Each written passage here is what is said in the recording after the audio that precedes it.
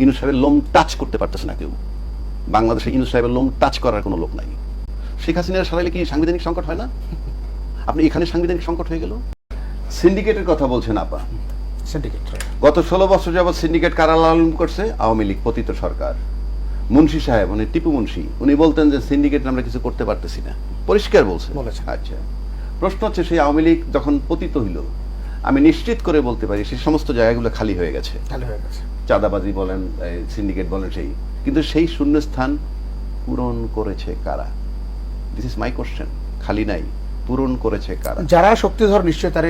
আমার অত দরকার নাই তো, যারা পূরণ করেছে তাদের কাছে দেশ নিরাপদ কিনা। সিম্পল, আপনি একবার বুঝানেন কারা সিন্ডিকেট। দুই আসেন আইন শৃঙ্খলা বাহিনী, দুইটা কারণে সক্রিয় হবে আইন শৃঙ্খলা বাহিনী। Number one, if Yunus is removed, কালকে ইউনূস সাহেবের ধাক্কা দা বাইর করে দেন, রাজ্জাকিরে বসান, সমস্ত প্রশাসন নামবে, আরামসে কাজ করবে। তাহলে কি আমি বেশি যোগ্য? নো, আমাকে ভর্তা বানাইতে পারবে প্রশাসন। এই জন্যে ইউনূস সাহেবের লোম টাচ করতে পারতেছে না কেউ। বাংলাদেশে ইউনূস সাহেবের লোম টাচ করার কোনো লোক নাই। আমি যদি প্রধান উপদেষ্টা আর ইউনূস সাহেব যদি স্বরাষ্ট্র উপদেষ্টা বানায় রাখি, তাও একই কাজ হবে। His presence in the state is enough. আরেকটা যদি বলেন যে ইউনূস সাহেব থাকবে না, নির্বাচন হবে, ইউনূস সাহেব থাকবে অন্য কোন প্রক্রিয়ায়, রাষ্ট্রপ্রধানরে সরায় দেন, তাতে আইন শৃঙ্খলা বাহিনী কাজ করবে। কারণ আইন শৃঙ্খলা বাহিনী দেখতেছে অর্ধেক আমাদের আছে। কারণ গেজেট অফিসারের চাকরি যায় রাষ্ট্রপতির কলমের খোঁচায়, চাকরি অ্যাপয়েন্টমেন্ট হয় তার কলমের খোঁচায়। হি ইজ অ্যালাইভ, সে আছে। সুতরাং ভয় তাদের কম।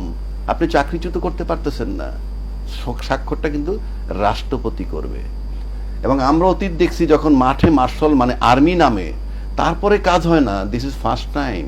মেএসটিসি পাওয়ার দেওয়ার পরও যখন আর্মি কাজ করতে পারে না, নাথিং, এটা আই ওয়াশ, সিগন্যাল আছে, করবা না, তা নইলে হয় না কেন? মাই কোশ্চেন ফিনিশ নেই। এইবার আসেন আপনার 3টা চ্যাপ্টার। বাংলাদেশে ছাত্ররা বিদায় দিয়ে দিছে, ছাত্র আসে মেইনলি, তাদের ফোকাস সবাই একত্র হইয়া আইসে কি করছে, হাসিনাকে সরাই দিয়ে আমাকে বসায় দিল। বসায় দেওয়ার পর কি হইল? সেকেন্ড ধাপটা আসলো যে রাষ্ট্রপতিকে সরাইতে হবে, কারণ তো মসজিদের ইমাম না, আগেও বলছি এখনো বলছি। সে হলো দোসর। তাকে যখন অপারেশন করতে গেল, তখন একটা বড় দল বলল তাকে অপারেশন করলে সাংবিধানিক সংকট হবে। আমি আসমান দিয়ে বললাম, শেখ হাসিনার সরাইলে কি সাংবিধানিক সংকট হয় না? আপনি এখানে সাংবিধানিক সংকট হয়ে গেল। আমি তো এই রাজনীতিবিদ আই ক্যানট ফেইথ। বিপ্লব পরবর্তী আবার আসলে প্রশ্ন আসে কেন? হ্যাঁ, তার ঘাড় ধরে বের করে দিতে হবে। আচ্ছা, এরপর যখন এই ছাত্র একটা শক্তি হইল, এখন বিশাল শক্তি, কিন্তু ছাত্ররা কেন ছাত্ররা শক্তি সেটাও বলে দিচ্ছি। যেহেতু প্রশাসন মাঠে নাই, বাংলাদেশের সব রাজনৈতিক দল যেই ক্ষমতায় থাকুক, মাঠে তার রাজনৈতিক কর্মী কিন্তু থাকে। তার মানে রাজনৈতিক যে দলটা ক্ষমতায় যায়, তার মাঠের শক্তি তার কর্মী বাহিনী। ইউনূস সাহেবের সেটা নাই। তা আপাতত ইউনূস সাহেব না বললেই ছাত্ররা তার পক্ষে কাজ করবে। এই জন্য করবে, ইউনূসের নিয়োগকর্তা তারা। 1, 2, প্রশাসন ইউনূস সাহেবের নন কোঅপারেট করে অ্যাবসলুটলি।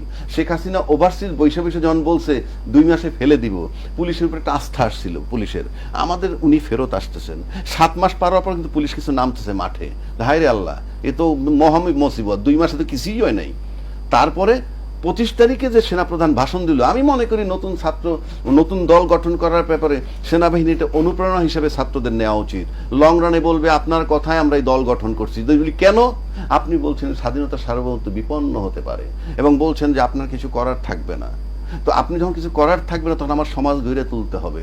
সুতরাং এই ছাত্ররা সেই জন্য গড়ে উঠছে। এই কথা যদি বলে কিছু করার থাকবে না, আমি তো বলি এইটাই তাদের বলা উচিত। 2 নম্বর, শেষ পর্যায়ে চলে আসছি আমরা।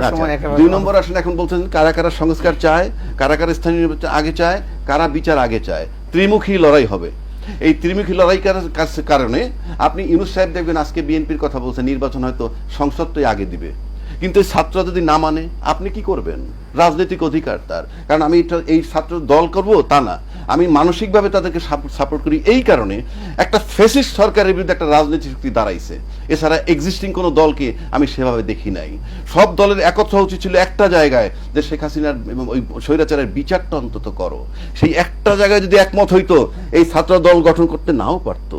সুতরাং এই ছাত্র দল গঠন করার দায় ওদেরকে নিতে হবে যারা এক্সিস্টিং দলগুলো ছিল। সুতরাং এটার দায় তারা।